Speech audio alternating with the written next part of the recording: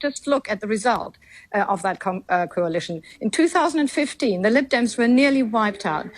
We've left the EU and our welfare state is now nearly destroyed. That's the legacy of the coalition government now. And I think we need to take some responsibility for that and look back down our own noses and say, why did that happen? Why were we ultimately also taken for fools? And why it is very important to break with the coalition entirely now in the coalition year. You seriously think that Ed Davey, a cabinet minister in that coalition, was taken for a fool?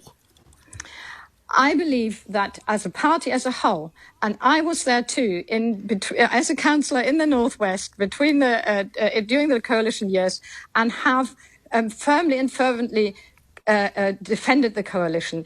But I feel now, I personally feel that I was taken for a fool. 2015, we were wiped out nationally. We had been wiped out over the years and hollowed out as a Liberal Democrats across the country. We should have woken up to where this was going earlier. And I include myself.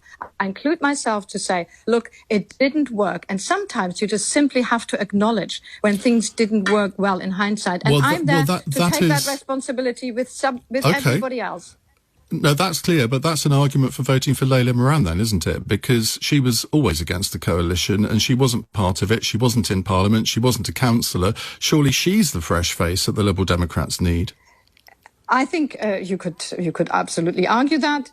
But especially because I was actually there, I have got much more experience than she has. I can actually take the party into a new direction because of a very bruised experience. I think that is much better than somebody completely new, somebody who has not gone through that experience and might look at it in a different way. I think it is important to bring that experience from local government as somebody who, yes, has defended the coalition and now looks at it and says it was a mistake. And I think sometimes grown-up politics is about saying that didn't go well, it was a mistake, acknowledge it and do something different.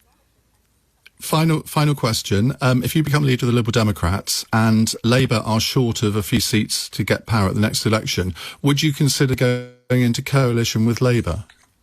My clear pitch is that we need to stand together as a progressive alliance to defeat the Tories.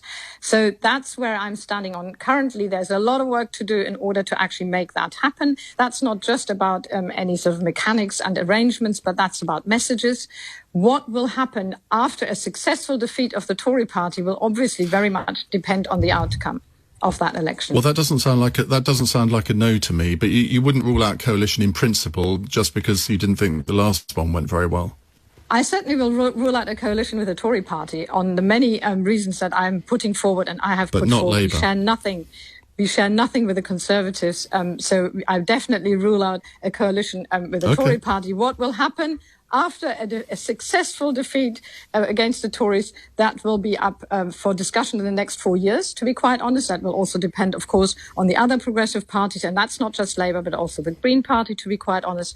And let's wait and see what happens in 2024, which is when probably the next general election is going to be. Well, I'm hoping to organise